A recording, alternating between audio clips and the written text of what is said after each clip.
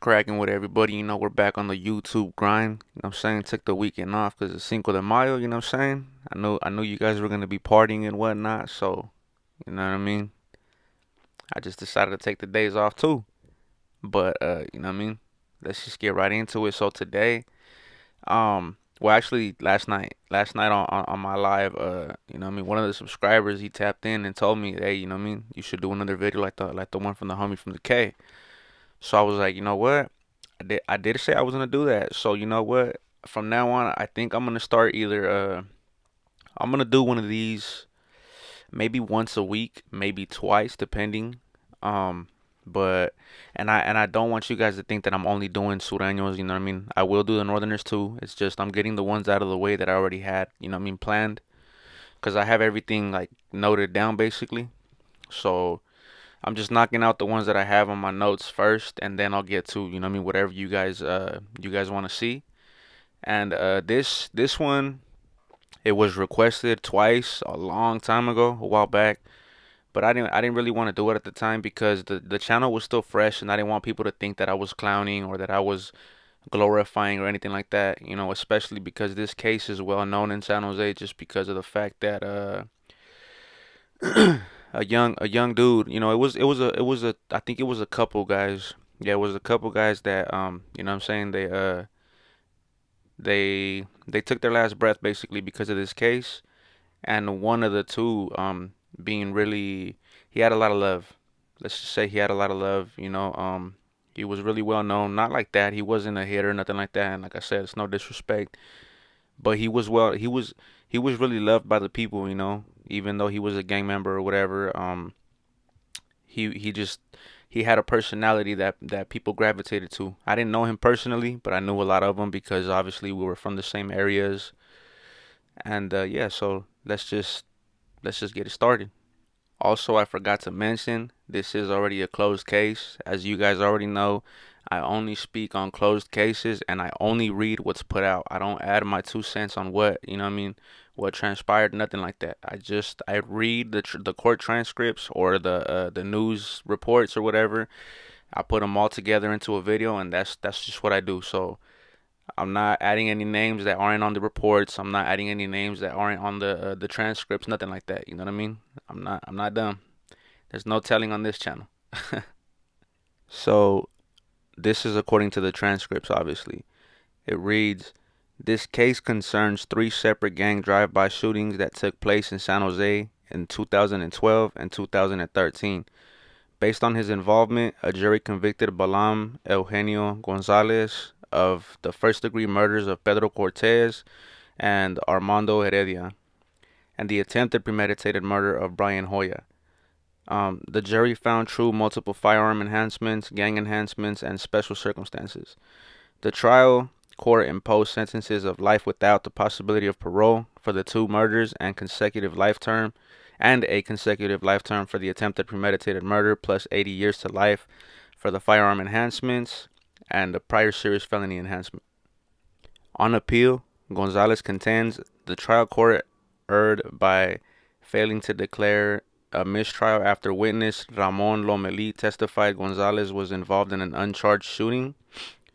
The court abused its discretion by permitting Lomelí to testify as a gang expert. There was sufficient evidence Lomelí was an accomplice to the murder of Heredia, and therefore the court erred by failing to instruct SUA Sponte on accomplice testimony. Now let's get into the facts. The first being the attempted murder of Hoya. In August 2012, Hoya was walking with a group of friends on San Jose Avenue when he heard a noise that sounded like a firecracker and felt a sting on his leg. The sting was a bullet penetrating his right thigh. Unable to walk on his own, Hoya's friends assisted him to a nearby house. The shooting occurred within the territory of Westside Mob, a subset of the Norteño gang. One of the police officers who responded to the scene found two .45 caliber spent shell casings in the street. On the sidewalk, he found a fired bullet and a bullet's copper jacketing. Video from a nearby surveillance camera showed a white Mitsubishi Eclipse with a unique black bra on the hood at the intersection of San Jose Avenue and Little Orchard Street. When the shooting occurred, The video revealed the car made a U-turn on Little Orchard Street before driving back towards Hoya and his group on San Jose Avenue. Fact number 2, the murder of Heredia. About 5 days later, Heredia and Eric Velasquez were near the intersection of King Road and Burdett Drive in San Jose. Heredia was on a scooter and Velasquez was on a skateboard. As they were traveling down Burdett Drive, Velasquez heard a bang. He looked back and saw Heredia on the ground. Velasquez helped Heredia to the front of a nearby store where Heredia collapsed. Velasquez called 911 before running away. Kay Lee was standing outside a nearby store bar when he heard loud bangs that sounded like gunshots. He saw a white Eclipse accelerating down the street, but he did not see a black bra on the car's hood. Although the car's driver's side window was up, Lay saw the driver was wearing a red and white hat, but he was unable to identify the driver. The police department's homicide crime scene unit responded and found 3 shell casings and a bullet carpetjacketing near where Heredia was shot. They also recovered 1 fired bullet that night and a second the next day. Heredia died from multiple gunshot wounds.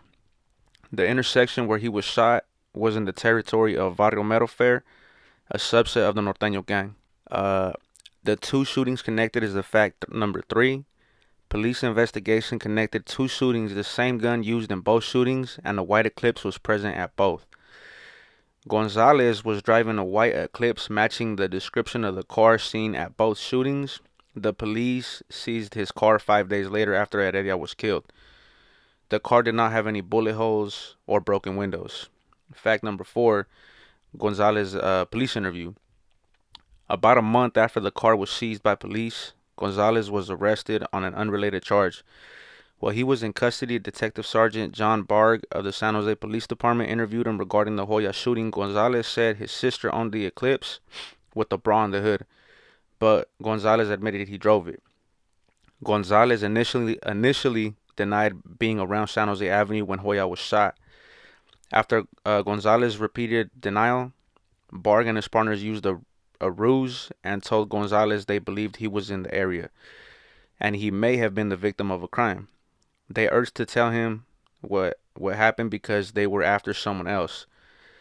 Eventually, Gonzalez admitted he was there when the shooting occurred, but he claimed West Side mob gang members were shooting at him. Gonzalez said he was driving down San Jose Avenue when he saw a group of about 6 men. When one of them shouted West Side mob and fired multiple shots at him, shooting out 2 of the Eclipse's windows. After being shot at but uninjured, Gonzalez made a U-turn and drove back toward the shooter with the intent of running him over. Gonzalez denied shooting at the group and suggested Hoya must have been accidentally hit by friendly fire from a West Side mob gang member. Gonzalez's version of the incident was not supported by the physical evidence. The video recording from the intersection where the shooting took place did not show his car windows were shattered, nor did the police find shattered glass in the street. Although Gonzalez claimed the shooter emptied the gun's magazine shooting at him, only 2 shell casings were found, and they were found in the street, not where Gonzalez said the shooter was standing. Fact number 5. Firearm found and linked to multiple cases. The day after Barg interviewed Gonzalez, the police conducted a parole search of a residence occupied by 2 Sureno gang members and found a .45 caliber handgun concealed in a dog food bag in the kitchen. A firearms examiner determined the handgun fired the shell casings collected at the scene of Heredia's homicide and the Hoya shooting. The firearm was also linked to several other shootings that occurred while Gonzalez was in custody on unrelated charges. Fact number 6, the murder of Cortez. This is where, like I said, it gets a little bit more, it became more famous because of this individual. But yeah. So in November 2013, Cortez, whose nickname was Moco, was hanging out in Capitol Park with Catarino Licea and Marcos Cuevas. The park was within the territory of Capitol Park locals, a Norteño gang subset. As the 3 were walking through the park, they heard gunshots. Cortez exclaimed he had been hit. He took a couple of steps and collapsed. He died from the gunshot wound to the chest. Licea did not see the shooter. Cuevas told the police the shots were fired from a shiny black Charger Camaro or similar looking muscle car. He saw the car's rear but did not see its occupants. M. Galvan was driving behind a black Challenger with tinted windows near Capitol Park. The Challenger slowed down, and Galvan heard what sounded like two gunshots. She saw a man in the park collapse. Uh, Galvan did not see the car's occupants or gun pointing out of the car's window. Later that evening, 13-year-old ZD went to a party at the apartment of her friend Pablo, who lived in the same building as Gonzalez and his family. Pablo was a Sureno gang member. ZD was with Pablo near the front of the building when a black car with tinted windows pulled up in the driveway. Gonzalez got out of the car and talked to Pablo for a few minutes before going upstairs to see his apartment. Gonzalez appeared nervous, was sweating, and walking fast. When Pablo and ZD went inside, Pablo told her his cousin or friend had just killed a quote unquote buster, which is a derogatory term for a Norteño gang member. Pablo showed a picture of the victim on the news and said it was Moco. He told her more than one person was involved in the shooting. When questioned by the police, ZD said there were two people in the car, the driver and the shooter. Now for Lomeli's gang testimony. Lomeli was a Sureno gang member from the ages of 14 to 21. He explained the Sureno gang had multiple hoods or subsets. He joined the subset Barrio Locotes 13 when he was living in the area of Pokoway. Sureños referred to the subset as both Pokoway and VLT. VLT had about 30 members. Lomeli testified about the history of the Sureno gang and explained its members associate with the color blue and the number 13. As a Sureno, he was educated about Norteños, their rivals, who associate with the color red and the number 14. Sureños have several derogatory names for Norteños, including quote-unquote busters. One of the VLT's nearest rivals is Capitol Park Locals, and VLT had altercations with them while Lomeli was a member. Westside Mob and Barrio Metal Fair were two other Norteño subsets in San Jose. Lomeli knew Gonzalez was a VLT or Pokoway Sureno in 2012. Lomeli was present at VLT meetings with Gonzalez and used to hang out with Gonzalez and other members. Gonzalez's nickname was Shy Boy. The P tattoo on Gonzalez's arm stood for Pokoway, and the three dots on his elbow signified Sureno gang membership. Lomeli dropped out of the gang in March 2013 when he was in custody. He remained in protective custody for about a month before he was released. His fellow Sureno members did not know he had dropped out. After questioning Lomeli about being a Sureno, the prosecutor questioned him about events occurring in 2012 and 2013. The prosecutor asked Lomeli about the shootings of Heredia, and Lomeli said Heredia was a Norteño in the Metal Fair gang. Lomeli and some other Sureños were standing in front of a neighborhood store when Gonzalez drove up in his Eclipse. Gonzalez told them he shot somebody and asked for their help in looking for expended shells in his car. Lomeli testified he found 2 shells. However, in a prior statement to the police, he said he did not find any. Gonzalez was armed with a nautical gun that had a chrome handle and a design or engravings on the barrel. It was different than the one linked to the Heredia and Hoya shooting.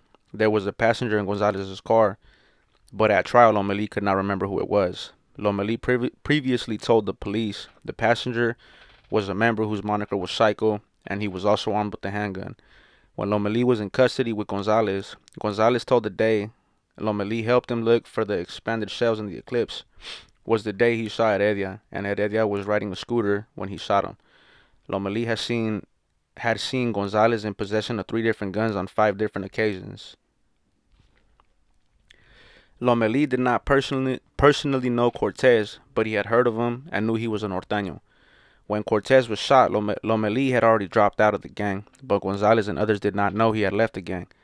The day after Cortez was killed, Gonzalez visited Lomeli at his house and had dinner with Lomeli's family. When they were outside, Gonzalez told Lomeli he had been driving his car when he saw Cortez and another Norteño. Gonzalez believed they were going to shoot him, so he shot them first. Gonzalez told Lomeli someone was in the car with them when the shooting occurred, but Gonzalez did not want to name the person. Gonzalez was driving sister's Altima the day he visited Lomeli and explained he was doing so because the car was hot. After he committed the 2012 drive-by shootings, he was arrested and convicted for possession of gang-related felony firearm possession. During his most recent attack, Gonzalez fired his weapon at Capitol Park as families and children were enjoying a sunny weekend. The attack left Pedro Cortez dying on the grass as friends and bystanders unsuccessfully tried to resuscitate him. Crucial to the prosecution case was the testimony of firearms experts from the DA's crime laboratory.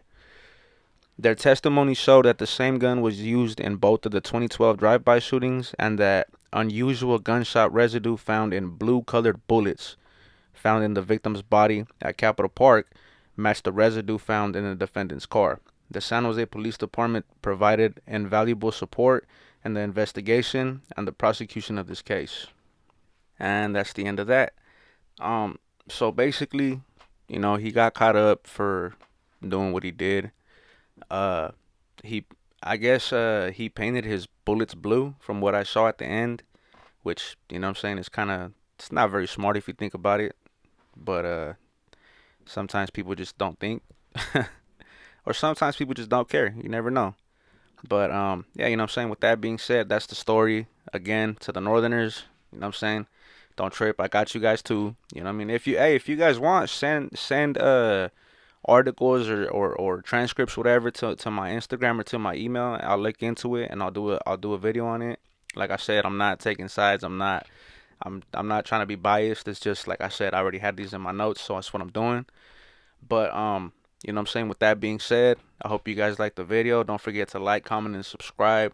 And if you did like, what I'm saying, leave a comment. Let me know. Let me know if you like these type of videos. Like I said, I will try to be doing them at least once a week, maybe twice, depending, but at least once a week.